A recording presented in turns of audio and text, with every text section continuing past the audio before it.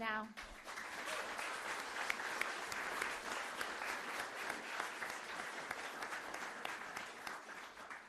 a warm welcome to our President Sylvia Wood, our Regional Board Representative David Ryan, our Regional MPs Catherine Wedd, Mike Butterick, Carl Bates, Tim Costley, Suze Redmayne, the Honourable Nicola Willis, who's doing an amazing job, and the Honourable Chris Bishop, who is also doing an amazing job in their roles. I also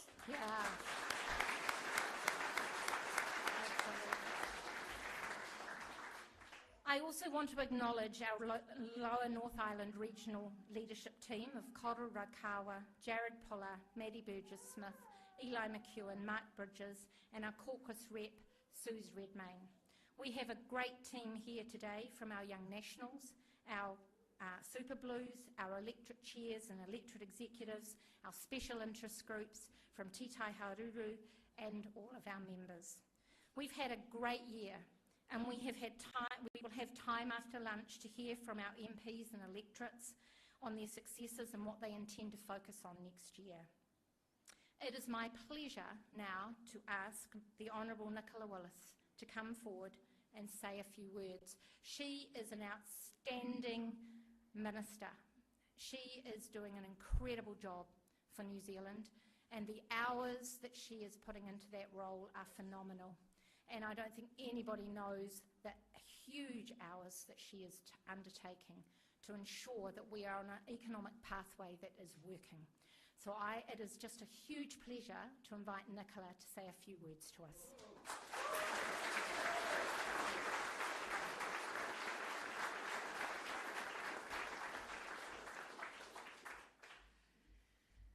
Fellow members, party president, parliamentary colleagues, regional chair, board members, office holders, volunteers, I see in front of me people who climbed up very steep Wellington hills to knock on doors and get us votes. I see in front of me people who did midnight dashes to get the billboards up. I see in front of me people who spent hours in phone banks who could win the last election. And we won it. And we won it with great thanks to our leader, Christopher Luxon, who ensured a victory that mattered not just for our party and the values we carry, but for our country. And he won it and is leading our country, I think, because of two attributes that certainly mean a lot to me: clarity and strength. And in Christopher Luxon, we have a leader who carries his values. But at the heart of that is a conviction that this country has enormous potential. If only governed well, it can be so much better.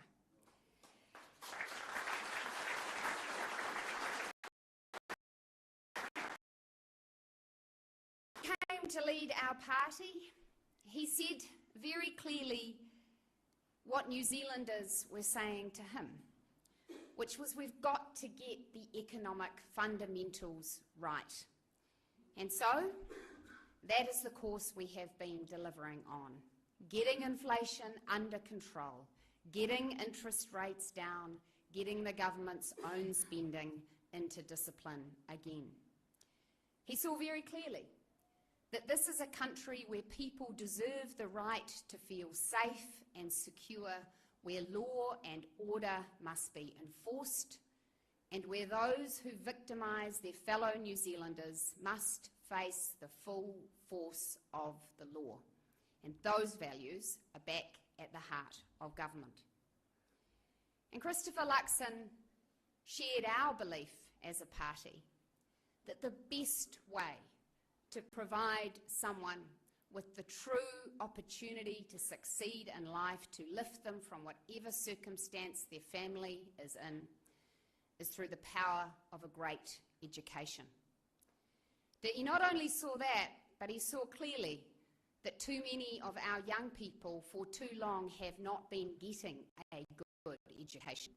And he was the Prime Minister with the conviction to say, we need a minister who's going to change all of that. And hasn't Erica Stanford been busy doing just that?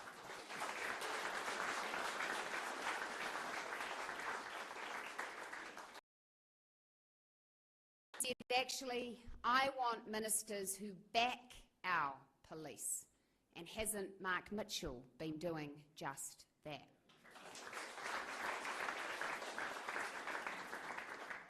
A Prime Minister who shares our value, and I believe New Zealand's value, that yes, we those in their times of hardship, but this must also be a country where those who can work, do work, and face the incentives to do so. And that's why he appointed Louise Upston, our Minister for Social Development, and why she has been working so insistently in our welfare system.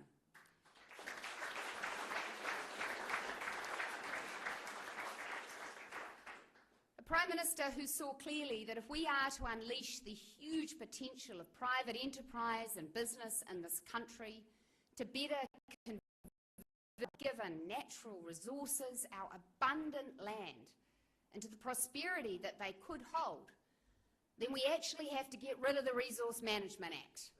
So who did he put on that task?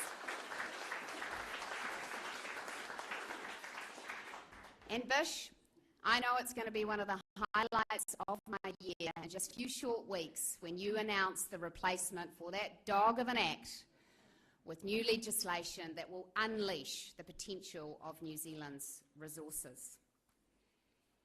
And so we have a Prime Minister, I think, who has put the team in place with the clarity of objective and has set them to work. And as we gather today, a year out from the next election, the stakes are as high as ever. Because what has been made abundantly clear these past few weeks is that Labour have learnt absolutely nothing from the damage they did to our country. Yes, you can laugh. Let's all have a laugh. Because faced with the damage that was inflicted upon our economy, the hardship that so many New Zealanders have had to endure following their spending spree and needs to happen now.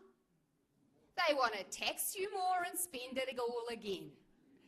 And so, members, you share my conviction, you share the Prime Minister's conviction that we cannot return to the old ways that have got New Zealand in we are digging the country out of. But this party, the National Party, holds New Zealand's aspirations in our hands. And we are led by someone who has the courage, who has the strength, who has the clarity to make the decisions that are in our nation. Can I tell you, that is not always the easiest job. Not only have we been a country faced with challenge, we also are a party that unfortunately doesn't get to govern all alone. And so we have a coalition to manage, and managed it has been a strong and stable coalition delivering the commitments we have made to New Zealanders. We also have a world that is unstable, with more challenges to the global trade security than I have seen in my lifetime previously. And we have a Prime Minister who shows up for New Zealand on that stage incredibly well and has been advancing our interests with sophistication.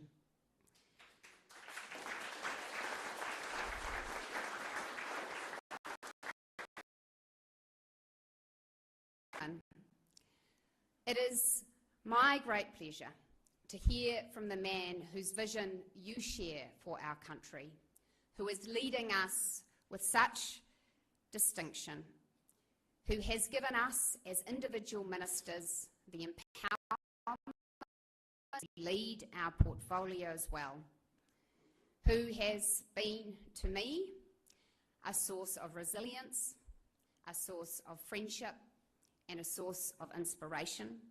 He is our leader. He is our Prime Minister, the Right Honourable Christopher.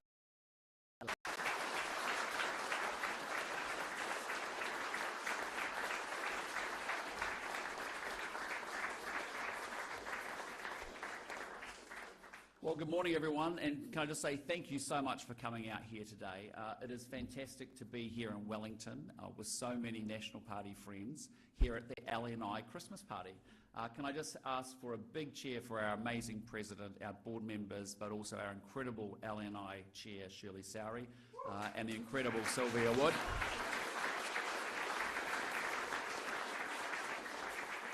Can I also just acknowledge our amazing Deputy Leader, our incredible Minister of Finance, Nicola Willis. And Nicola, I just want to say thank you on behalf of the country, on behalf of the National Party, for the incredible job that you're doing leading us through the financial mess that we've inherited. You're doing an exceptionally, exceptionally good job.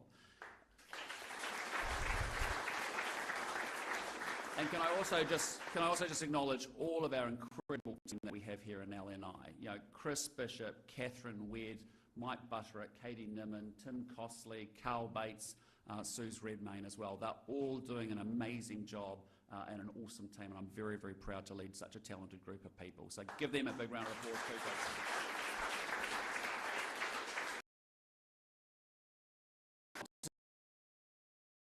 folks. Two things. We are fixing the basics and how we're also building the future. Back when we formed government in 2023, we knew the job of cleaning up the mess and fixing the country wouldn't be an overnight job. And it's been 2 years of incredible hard work in government, from businesses large and small, and from every New Zealander. And the slow pace of recovery and the sheer extent of the efforts taken to cushion economic conditions and to promote growth reflect just how broken the fundamentals were when we entered office. Inflation was at a record high, food inflation was staggering, payments had skyrocketed. Young people hoping to buy their first home couldn't pay rent and save fast enough to keep up with runaway house prices. Wages had stagnated.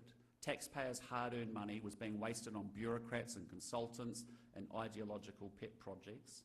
And instead of exercising any restraint at all, Labor just borrowed more and more money. And public debt skyrocketed. In fact, it went up $120 billion. And I want to say to you, that interest bill alone, just the interest we pay, is now nearly $10 billion a year. And that is more than we spend on police and defence added together. Or put it another way, that's the equivalent of 5 Dunedin hospitals that could be built each and every single year. So that's an incredible amount of debt that has been run up under the last lot. And I still meet families today that are paying a 7% or more on their mortgage, anxious to refix and just to save a little bit more of their own money. Now, of course, Labor is back with a capital gains tax because they just simply can't help themselves. They're going to go after everything you own, your batch, your rental, or your small business. And I can guarantee that between now and the election, there'll be more from landlords, from business owners, from motorists, and from farmers. But enough about Labor and their failed economic policies. We know what that's going to be. Spend more, tax more, borrow more. It's as simple as that. Our attitude, National's attitude, has been to get in, get stuck in, to fix things. If you just take law and order, between 2017 and 2023, violent crime rose 30%, gang membership increased 50%, retail crime doubled, and ram raids quadrupled. And I recall in opposition, I told this story a few times, of visiting a dairy where a little boy lived behind the shop with his parents. And he was really traumatised one night because while he was sleeping behind the counter on a mattress, a car crashed right through the front window of that shop. And to him, that was a home invasion targeting the people who loved him and protected him. And his parents were his whole world. And that incident, one way or another, is going to stay with him for the rest of his life. Because many New Zealanders have a story about their local dairy being robbed, or driving to work under Labor, seeing shop windows smashed in by ram raiders the night before. And thanks to Paul Goldsmith and Mark Mitchell, National has largely ended that era of lawlessness. We have banned gang patches in public. We have delivered, and we have more powers for police and more of our police out on the beat. And I want to share with you the results of those decisions. And the results are pretty staggering. 38,000 fewer victims of serious violent crime. Youth offending down 16%.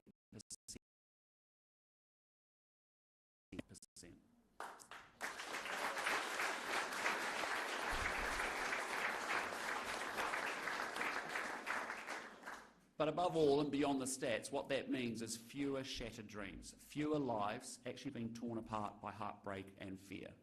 And whether you're in the community, New Zealanders, I'm telling you, are safer today under National than Labour, period.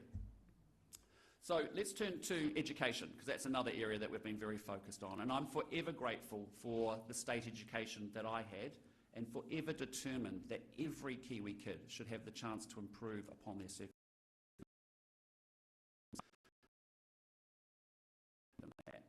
But when we came into office, more than half of our kids were not attending school regularly.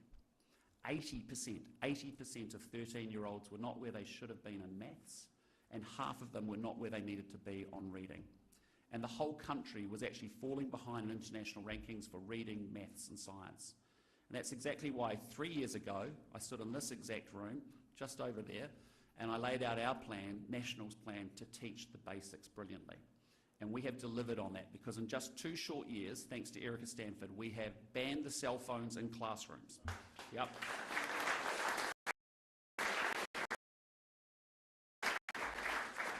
We've mandated an hour of reading, an hour of writing, and an hour of maths each and every single day. We've stopped building new open plan classrooms, and we've introduced a new structured approach to teaching both literacy and numeracy that is delivering real results. And for students starting high school next year, NCA will be gone.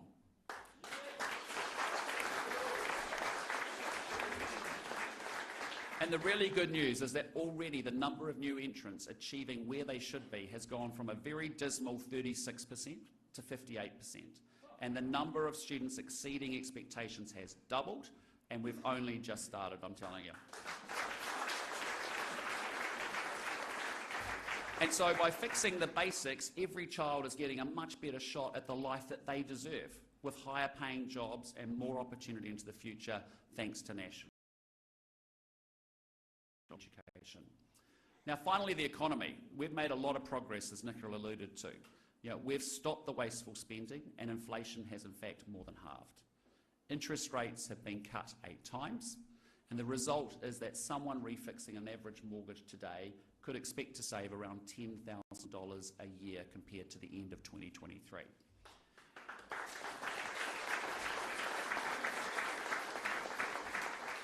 In recent weeks, there's been a flurry of positive signs, from near-record tourism numbers from Australia, a rebound in business confidence, another month of growth in manufacturing, and our exports going from strength to strength. Time for many families and businesses. And the middle of this year was particularly challenging. Tariffs hit, confidence therefore crashed, and while conditions are looking brighter today, it has taken us months to climb out of that hole. The country rightly wanted answers, and so we looked at all the options.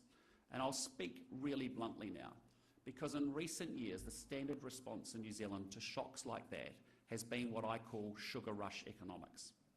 At different times, governments have tried to lift immigration considerably, engineer much higher house prices, or inject billions of dollars of additional spending, which ultimately gets funded through more borrowing. And the reality is that those choices, intended to juice short-term economic activity, have provided an illusion of growth, but often left us worse off over the long term. And our ageing infrastructure has struggled to keep pace with the rapid rise in the population, and what families have managed to save has become over. And all the while, a generation of young people were actually locked out of home ownership. And meanwhile, government debt is at its highest level since the early 1990s.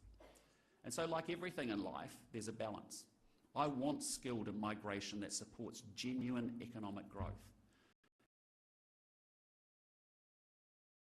Months as interest rates continue to fall, providing some relief to those homeowners pushed into negative equity in recent years.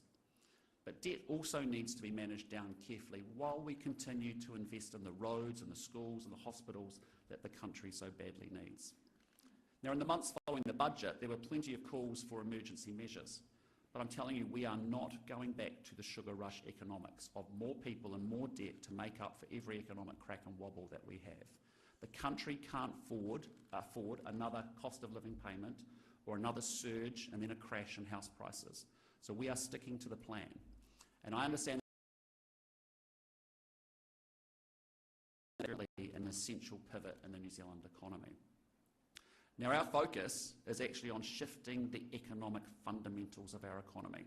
Things like exports and savings and investment and a return to balanced budgets, so that we don't just come out of this recovering, but we actually make ourselves much richer and make sure that Kiwis can get ahead. And in turn, that's forcing, I think, a much bigger conversation about our future and the choices that we need to make so that New Zealanders actually have a shot at a much better life going forward. And we're still going to keep on fixing the basics, which is a big job, but as I said right at the start, National is also about fixing the basics and building the future. The legacy of this government can't just be to shepherd the country through a challenging but ultimately temporary period of economic and social pain left to us by Labour. We have to do more. When I joined politics in 2020, it wasn't because I wanted to clean up Labour's mess. I actually came to politics because I was obsessed with the extraordinary potential that exists in this country and incredibly frustrated that it wasn't being fully realised. Kids growing up in Bishopdale, Christchurch, like I did, or here in the Hutt Valley, deserve to see New Zealand as the best place on earth for them to get a world-class education. And I know that my story wouldn't be possible without many generations of Kiwis before me, like my parents, my teachers, and so many other New Zealanders making a collective commitment to my future. And I now think we owe that very same legacy to the next generation. We owe them a country of hope and ambition and opportunity. We owe them a shot at an even better life than we had. And renewing that legacy of service and sacrifice made by our parents and our grandparents is why I came to politics. And I think it's why you are also a member of the National Party, because you think the same. The National Party that fights for personal responsibility and equality of opportunity so that you get a shot at the Kiwi dream and reward for hard work. And in difficult times, it's only ever the National Party that will build the future. So I want to tell you about three of the bigger, longer-term challenges we have to take on, I think, to make that happen for our kids and our grandkids. First is actually how we lift New Zealand's standing in the world and we fight for our share of trade and investment. Because as Kiwis, we don't always give ourselves enough credit for just how much we punch above our weight when we compete overseas. Yep, that's our athletes and our incredible artists, but it's also our farmers and it's our growers and it's our startups too. And a lot of the time, I've got to tell you, I'm very blessed and very lucky to be right there with them as deals get signed and as business gets done. And you can walk into any supermarket in Shanghai or Seoul or Singapore and you're going to see kiwi fruit from the Bay of Plenty, you'll see wine from Marlborough Sounds, and you'll see apples from Hawke's Bay. And we should be incredibly proud of that. And it's positive that exports have grown under this government by around $12 billion just in the last 2 years. But if we're serious about shifting our economy up a gear, we have to keep working to lift our profile. Now in 2022, Nanaia Mahuta was Labour's Minister of Foreign Affairs at the time, and she said doing a trade deal with India wasn't a priority. And then Chris Hipkins doubled down saying it actually would be impossible. And I have to say, listening to that, at the time, I couldn't believe it. Because New Zealand can't be the country that doesn't care. And we can't be the country that just says it's too hard to even try. And so 8 months or so after negotiations have begun, we are getting very close to a trade deal with India. And Todd McClay was up there last week. We actually had his counterpart down with us 2 weeks ago. And the progress to date, I think, reflects a fundamental difference between National and with India, I meant it.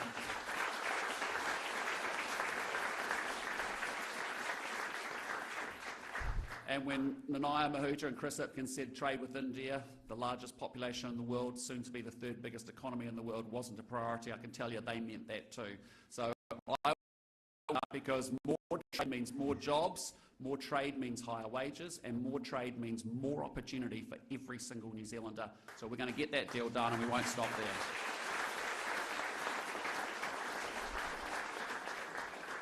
Now, productivity, economic productivity, is another big challenge, and I have to be honest, it's been a problem for decades in New Zealand. And I want to give you a feel for it, because Australia is 25% wealthier than us. Ireland is twice as wealthy as us, and Singapore is now 3 times wealthier than us. And for those countries with greater productivity and more wealth, what that services like health and education. And so, quite simply, we have to get richer as a country. Now, getting to yes faster is a very big part of that solution, and that's what we're doing with Fast Track. So infrastructure and housing and energy gets ticked off and sooner, and it creates more jobs and it lifts incomes. It's why you've seen Chris Pink bringing a new earthquake rule so that buildings and towns and cities up and down New Zealand get brought back to life. It's why you've seen Simon Watts reforming the electricity sector so we can have more affordable, more abundant energy. And it's why Chris Bishop is abolishing the whole of the RMA coming to Parliament in the next few weeks. So watch this space.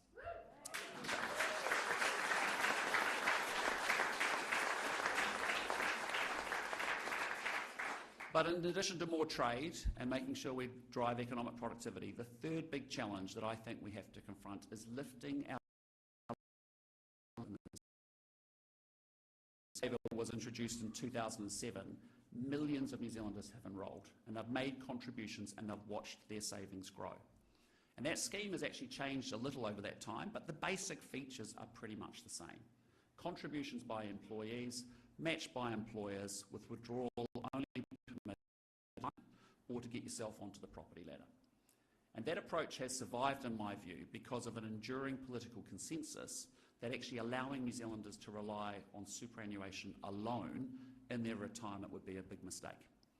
And so New Zealand's superannuation is an important part of our social safety net, supporting seniors to get by later in life. But let's not pretend for a moment that it's enough by itself to live a luxurious lifestyle. And one day, when the age of superannuation does eventually increase, as has been National's policy at the last 3 elections, I think everyone acknowledges that KiwiSaver will play an even bigger role in supporting New Zealanders' future. Through a combination of home ownership and durable long-term savings will always be important to deliver financial security in retirement. And National is committed to strengthening that vision, where KiwiSaver plays an even larger part in supporting New Zealanders' future financial security. And so it's why earlier this year the government agreed to lift KiwiSaver contributions for employers and employees from 3% to 4%. And those changes are being phased in really carefully so that businesses have time to adapt. But over the longer term, they will mean larger KiwiSaver balances, and whether you're looking to retire or save for a deposit for that first home. But even after all of those changes, KiwiSaver contributions remain much lower than the equivalent as they are in Australia. So for Kiwis working here in New Zealand, that means smaller KiwiSaver balances and less financial security than friends or family that may be working and saving in Brisbane, Sydney and Melbourne. Smaller retirement balances present also a challenge for the country as a whole too, as we rely more on investment from offshore for the capital that we need to fund the infrastructure, the startups, the housing that we need to grow our economy and create jobs and to lift incomes. And so if we're serious about building the future, and I am, it's time for us to increase our ambition for our that can be invested in some of the most transformational projects in our infrastructure pipeline. So today I can announce that if elected next year, National will continue to increase contribution rates for employers and employees so that individual balances grow faster, whether you're saving for retirement or a deposit for your first home. Rising by 0.5% per year until the 1st of April 2032 to a 6% contribution rate for employers and employees.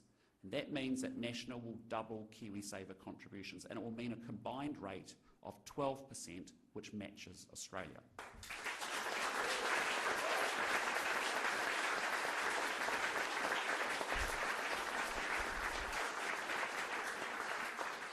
So for working New Zealanders saving for the future, that's going to make a massive difference. And let's just take a look at what that means for, say, someone entering the workforce today.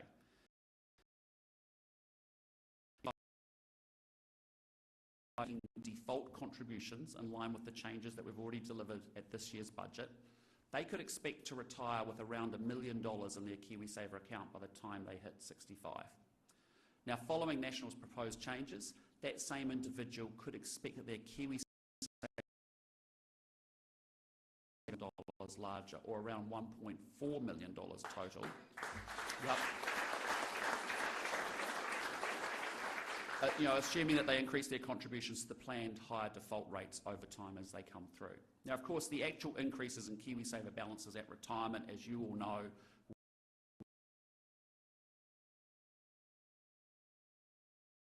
are actually invested in and how close they are to retirement. But as is the case today, employees won't be required to save 6% of their paycheck, but if they do, their employer will be obliged to match them. By not making it compulsory, families will have the flexibility to reduce their contributions if they need to, especially during a very difficult period, while also keeping a very big incentive to save more if and when you can, thanks to your employer matching program. Now, they're not changes that will kick in overnight, but they are a step change for the future with greater financial security for you and your about more than just financial security and national resilience. This is actually a policy about a promise that we made together at the last election in 2023. And that promise was that if you're a New Zealander who works hard, who works long days and nights, who gets the kids to school and makes the right choices for you, you deserve to be able to get ahead. And at next year's election, we're going to renew that fundamental promise with the New Zealand people again. Because if you work hard, if you save to get into your own home and for your retirement, then you do deserve to get ahead. That's what this policy is all about. If you play your part, your employer should play theirs every step of the way.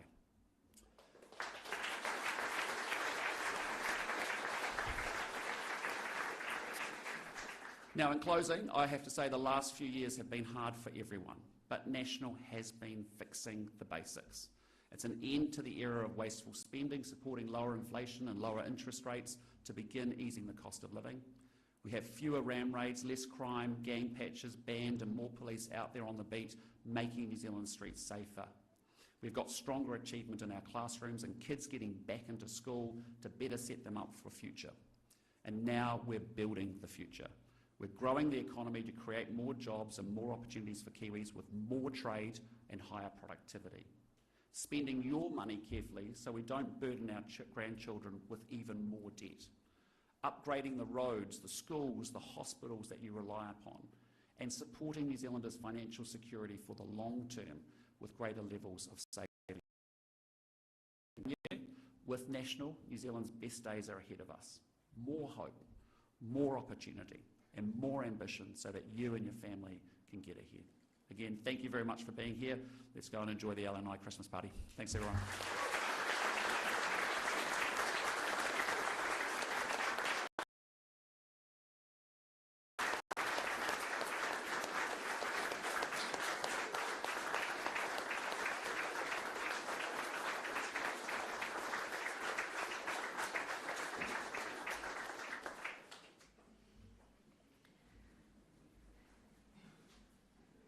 Thank you for addressing us today, Christopher.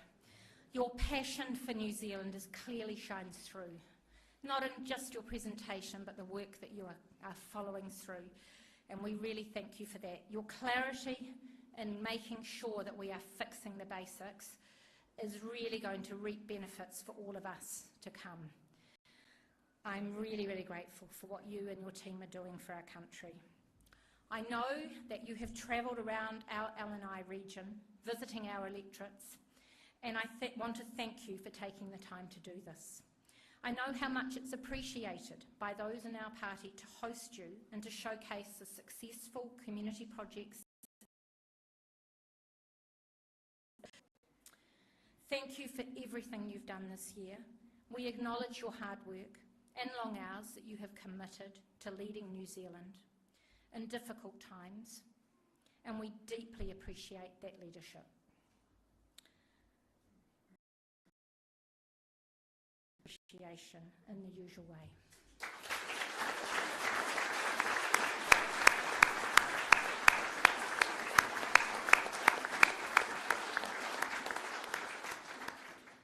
Now the PM is going to be whisked away for a media stand-up, but fear not, he will be back to mingle with us during our lunch break.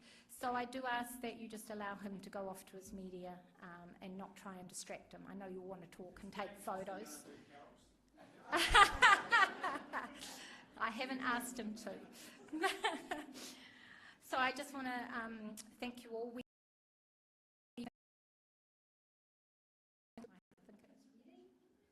Yes, it's ready. Thumbs up. Excellent.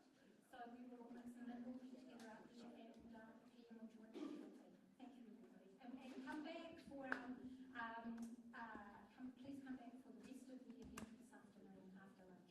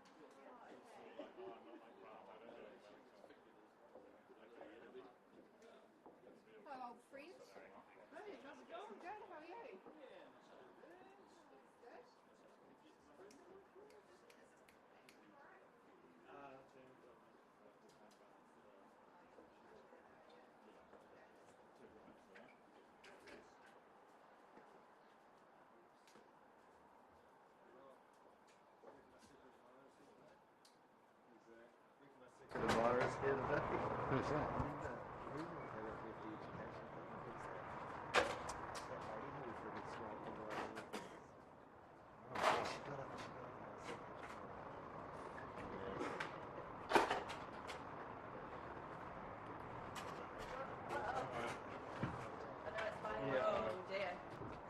Helping. Yeah, why not put out the view? That's a really good idea. The view, isn't it currently just the basic land? Well, it's looking down the looking down the valley. Yeah, it's lovely. Yeah, pop it over this side. Thanks, Tim. Appreciate your help. Yeah. It's always preferable to be in a real place. Exactly. Being different. Retreat. Sorry. I'll just get in trouble. I'll just get in trouble for Well, the band. I remember. Did you come to China? And there was like no footage of it was like recipients tours the border and They had a press conference in Beijing here at the press conference. And it was terrible. Or at least like some went outside. You didn't actually see it on board. Yeah.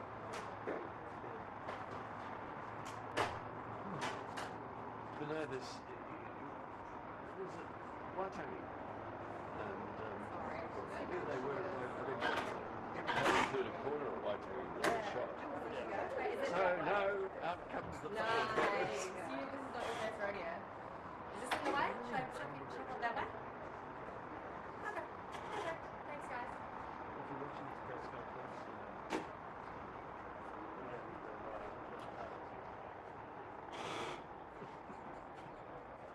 You could say something very nasty about it. I feel a need to, right?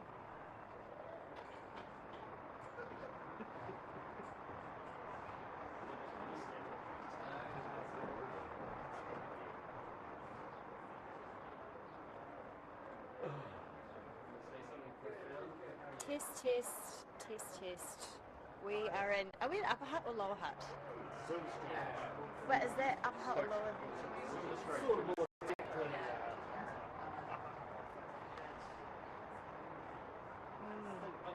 Is that controversial? I don't want to. I actually did write it in my story. I wrote Silverstone instead of the Hut. I think that's much safer. Yeah, because on the advisory it said Lower Hut, but like we're technically in Upper Hut. Oh, we're in Lower Hut City. at least you didn't put it in the story as an awesome. Someone did that. Didn't we pass the bridge though? No, not the bridge. A different bridge. Oh, okay.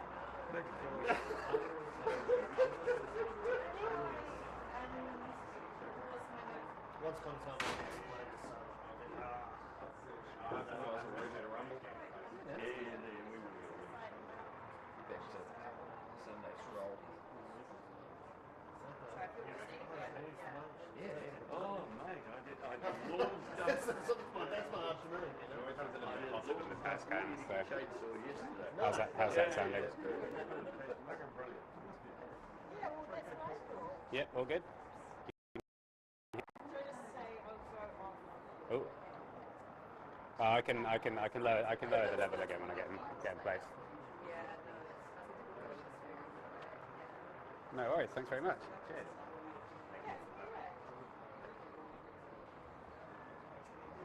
Anyway, sorry.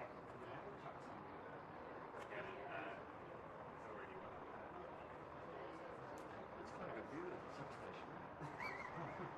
Okay, Mine back. needs to be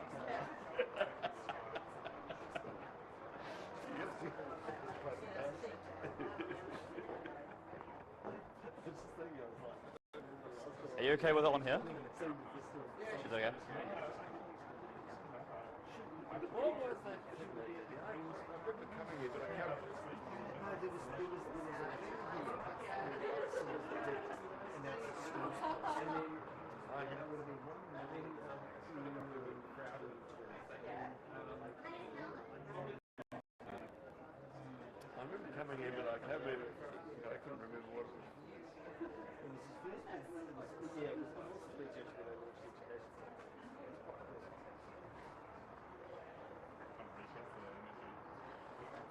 It was right there, the room was actually out of the way. Didn't they use a room over there? Well, this was for, it was set up in the front building, so it's sort of, this way.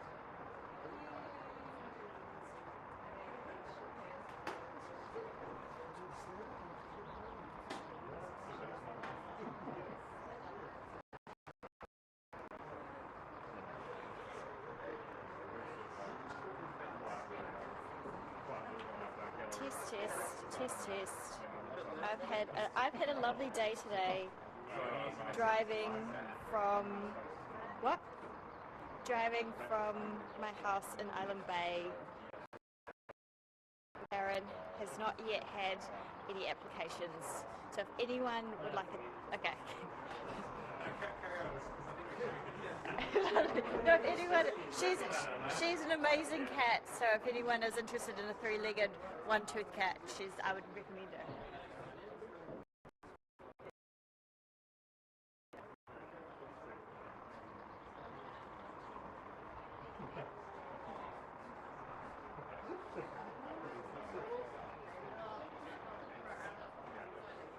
So much for the don't play money here.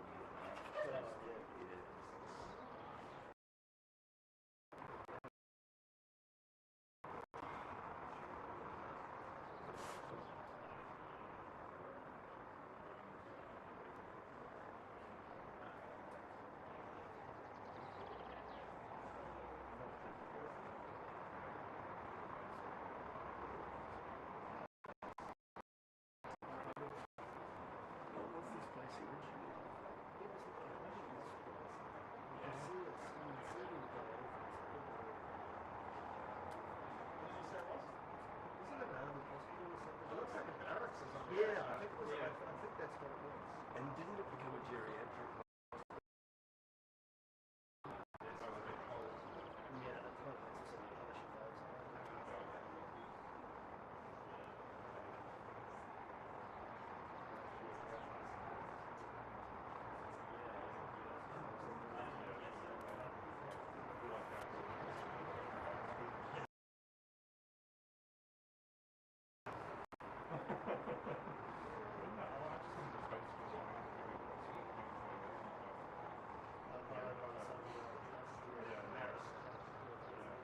I was in the same classification.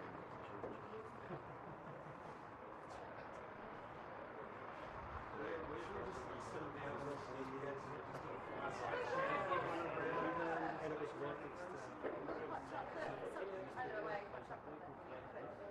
Yeah, it was right next door to him. Yes. They had these white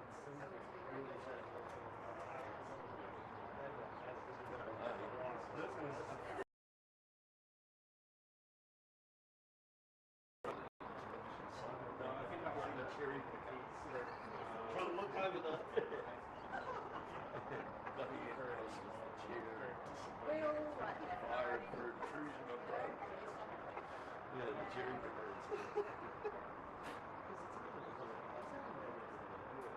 was children of God, wasn't it?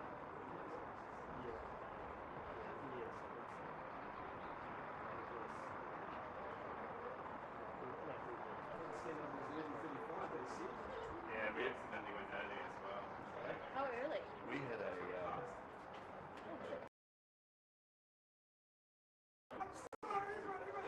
Well, the RZ will be wanting other same place. Anxiously scared.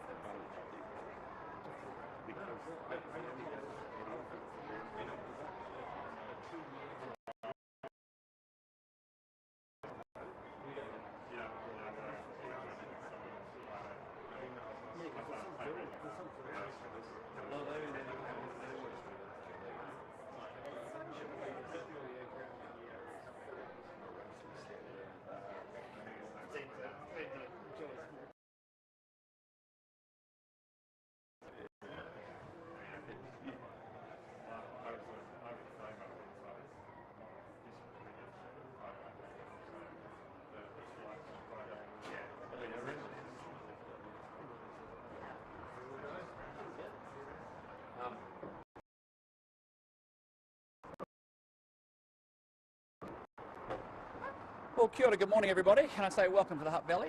Thank you for coming out to participate in the Ali and I Christmas party at the National Party.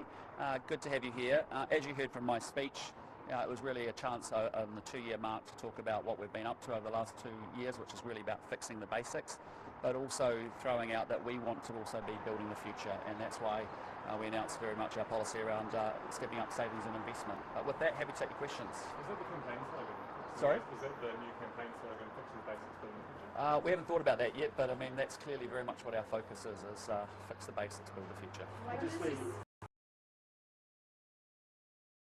Step towards this, Yes. the Australian level super scheme. How long have you been thinking about this? What's sort of been the thinking behind it, and why pull the trigger on it now? Yeah, look, it's something that, as you can see in the budget, we wanted to start moving from 3 to 4%, 6 to 8 in total. This is a continuation of that. We want to do it in a increase each and every year, so that we can actually match Australia at 12%. And when you think about economies, as I tried to allude to, that are wealthier than New Zealand per capita, a big part of that success is often having a spine of really strong savings and investment, and it creates a bigger nest egg for the individual, but obviously also creates opportunity for more capital in a country that has been capital thin. So I think it's the course that we have to plot, and we have to go for it. Prime Minister, can this scheme really be compared to Australia though, when in Australia the full 12% comes from employer? Yeah, look, they're different schemes. I'll let Nicola talk to that, but there's some very big differences. Yeah. Well, one of the beauties of KiwiSaver is that people are encouraged to contribute because they get that backing dollar for dollar from their employer, and that's the reason a lot of people do contribute. Australia is different from New Zealand in that they, on the one hand, do not have universal superannuation, and on the other hand, make private savings compulsory. Our position for New Zealand is different. And at the same time, we think having KiwiSaver as a voluntary product makes sense.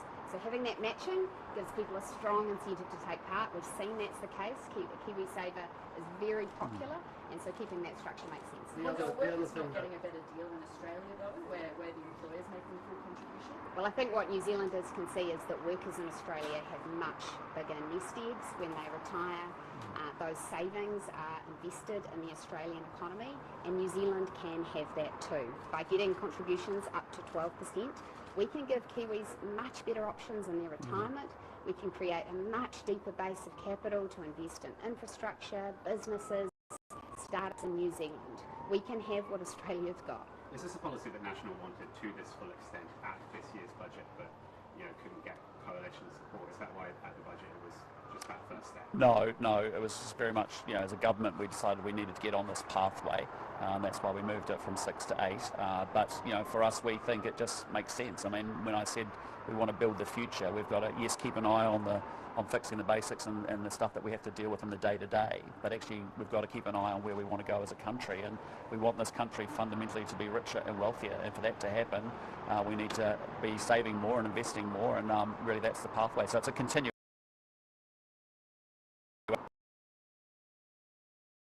Budgets only look 4 years ahead, and what we're doing today is really casting forward into the future, giving people time to plan and predict, and setting out our vision beyond the budget cycle. Are you ready for a bit of pushback from small businesses, or businesses that don't get a bit nervous about those higher contributions? Well, look, I think we're giving them time. I think, as you've seen, when we digested the 6 to 8, announced at the budget, and we're laying out quite a long-term plan here. It'll be a steady increase of 0.5% each and every year. I think we're giving everyone time to adjust. Yeah, but are they what do they say? I was so pleasantly surprised following the budget with how employers reacted to our decision to increase contribution rates. I'll be candid with you, I was nervous that they would push back. In fact, they have been some of the biggest supporters. They have said to me, it's important for New Zealand's future that people are saving more. It actually makes a big difference to their workers, that they have a bigger deposit available to buy a home, that they are watching their nest egg growing in Kiwis literacy. So I think employers will get on board with this vision. It's important they have time to plan, which is why we're setting this out today. But actually all of us are invested in a better economic future for New Zealand, and employers are no different. How does this interact though with the reduction in government contribution from last budget? You're talking about how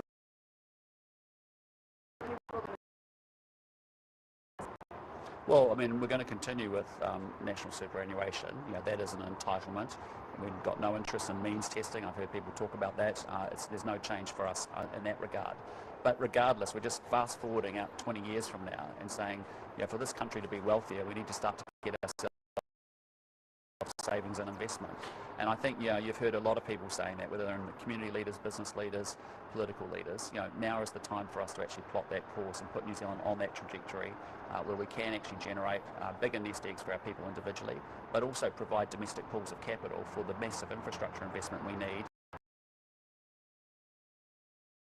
That's been our focus as we go forward from here. I mean, obviously the other part of the Australian system is very generous tax concessions, 15% on the way in, 15% once it's in there. Nicola Willis, could there be a bit of honey to sweeten the pot between now and the election? Well, look, I think the key commitment that New Zealand makes is to universal superannuation. And Australia doesn't have that commitment to its people. We think that's provided people with a lot of certainty and stability and clarity as they plan for the future. And that's a big contribution that the government makes. Obviously, it costs billions and billions of dollars, and that is our priority. The modelling talks about a 21-year-old earning 65,000. How many 21-year-olds in New Zealand earning that figure? Well, again, the issue, the thing we're highlighting in that example, there are new 21-year-olds that do earn $65,000 a year, but just saying, if you think about the time value of money and you actually think about the impact of getting involved in KiwiSaver early in your career and what that does with the compounding effect of interest is massive. And so to be able to highlight to people that actually, yes, you could be, if you're on that starting salary, yes, that's about $1 million by the time you get to 65. If you keep stepping up over those increased graduation contributions, you get to $1.4 million. It doesn't matter whether you earn $35,000 or $85,000. If we double your contributions to your KiwiSaver fund, you're going to have a much better nest egg. You talked about how government agencies will need to meet this within their baselines, and there could be some exceptions. I mean, won't a lot of those agencies be coming up to you saying, please? Look, this is very manageable within the operating allowances that we've forecast. You're looking at around a $90 million cost for 0.5% incremental increase. That's incredibly manageable. $360 million after 4 increases, right? That's quite a lot at the end of it. Well, I'm confident we can manage this in a disciplined way, in the same way that we have managed to put more funding into frontline school operations, into hospitals, while also ensuring savings elsewhere. The government needs to be a good employer. That means making these contributions, and we can afford to do what is a priority for us. It doesn't start after the current reform estimates. Exactly. And much of this is outside of the current budget cycle, well into the future. And still Finance Minister, will be growing a lot faster and there'll be a lot more revenue to choose from, and we'll have the ability to be investing a lot more in this and other things. I guess just for the education, probably a massive workforce is like 100,000 people in Health New Zealand. Surely they must be in line for an operating allowance top up if this came through? Well, obviously that will be the choice that's available to us, that they can either that cost can be met from existing baselines, or we can top it up as part of our annual budget decisions. And yes, we have room in our operating allowances to make those decisions. Can I just double check that post the changes to government contributions to care From the budget, yep. There are no changes to government contribution in this policy. So what we've said is that, from what we announced at the budget, moving from 6% to 8% in a phased way, exactly as we've talked about, is what we're implementing. Oh, sorry, the government contributions each year to care sector, there were changes in the last budget.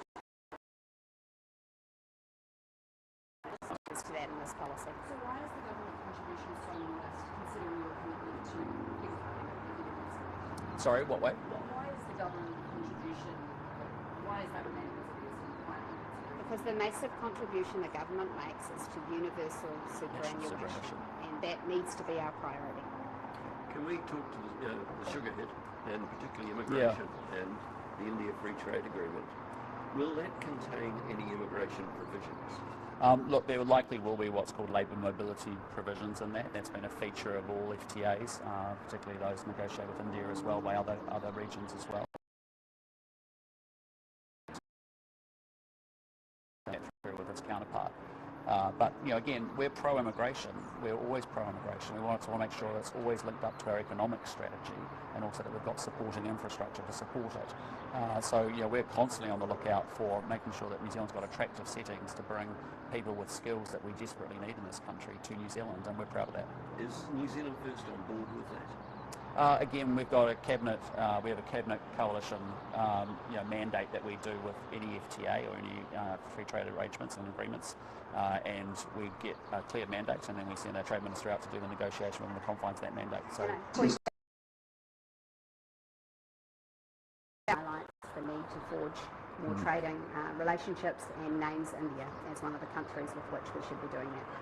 Yeah, and I'm hoping we've been making very good progress. There's very strong commitment from both sides to get this deal done, and as you've seen with the minister down here and then Todd back in India last week, we're making good progress.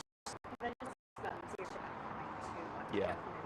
There's been a lot of changes. Sorry. Don't wear stilettos is the moral of the story. There's been a lot of changes in the last 6 months to local government. Are we going to see a false change? Coming. I mean, one of the big hallmarks of this term of our government will be we are going to deliver RMA reform.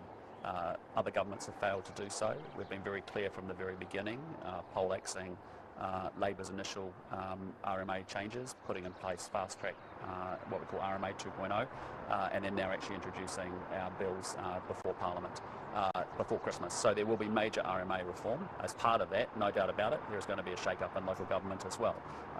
As I've said before, we've got way too many layers of government in New Zealand. It just leads to endless bureaucracy, lots of red tape, and it's not getting things done or built. And so we have to simplify the system, and consents not needing consents, that's a good thing. Sounds like amalgamations are on the table. Sorry? Sounds like amalgamations into unitary authorities. Well, I'll let Chris Bishop and Simon Watts talk to both the RMA reforms and local government reforms. I'm just signalling very strongly that, and it's not a surprise in my conversations I've had with local government leaders as well, is that government that actually it's stopping us from getting things done. And it's hard and they're difficult decisions, but I'm sorry, we have to keep changing the way we run the country to make it simpler, easier to get things done. Merging the territorial and the regional authority into a single unitary authority. I won't be Simon and Chris talk to that very, very shortly, but I'm just foreshadowing that we are going to be serious about RMA reform. We are going to radically simplify the system so that we can get things done in this country, and that, as part of that process, the consequence of that is we also need to radically simplify local government. This speech today was unusually frank on your part, in that you can see things hadn't been all that flash in the middle of the year. Why did you decide to do that? Well, it's actually kind of how I do communicate, believe it or not. It's sort of like I've just got to be very pragmatic about the reality that we're in. And, you know, there's been no doubt about it. You know, we've come out through a recession that's been the worst we've seen in 35 years. We're in spending in COVID. We're the longest COVID hangover of most countries. And we've then been dealing with a very challenging trading environment. So, you know, that is the reality of it. As I said at the time, you know, the Q2 number, the second day of April, Liberation Day, you know, really put the brakes on everything as there was chaos and there was uncertainty and there was a lack of clarity. You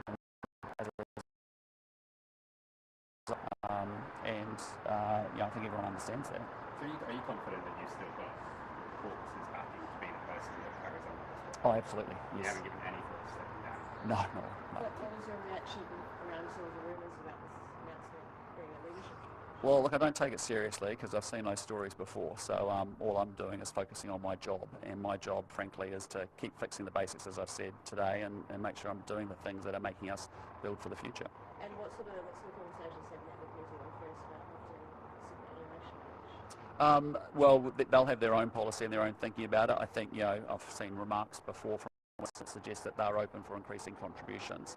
They might have different ways to deliver it, but the point is, you know, we're laying out very clearly, look, we need to double the contribution rates from where they sit today. We need to ultimately get ourselves to a level comparable with Australia at 12%. We do have different features in our superannuation, as Nicola's alluded to, around national superannuation.